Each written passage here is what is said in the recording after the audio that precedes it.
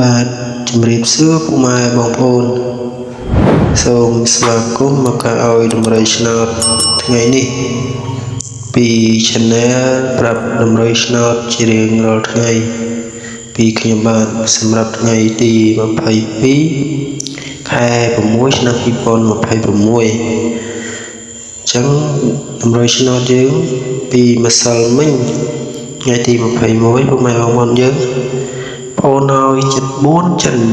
9ចឹងវាចូល74ត្រង់ភ្លឹងពុកម៉ែបងប្អូនយើងមានលៀបមានជ័យទៀតហើយសម្រាប់តម្រុយឆ្នោតម្សិលមិញចំពោះ3លេខអត់ចូលទេពុកម៉ែបងប្អូនយើងបាន2លេខដែរគ្រាន់បានចាយដែរពុកម៉ែបងប្អូនយើងចឹងកុំឲ្យរងចាំយូរយើងសម្រាប់តម្រុយឆ្នោតថ្ងៃនេះយើងមាន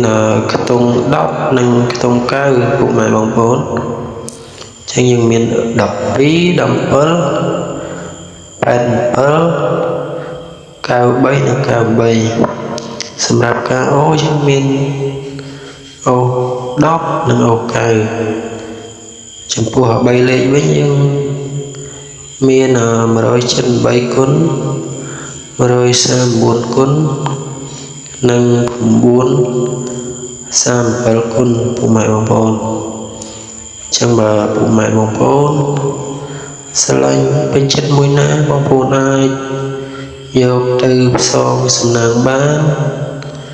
ដោយមិនគិតថ្លៃទេពុកម៉ែបងប្អូនដោយ free អញ្ចឹងសម្រាប់តម្រុយឆ្នោតថ្ងៃនេះមានតែប៉ុណ្្នឹងទេ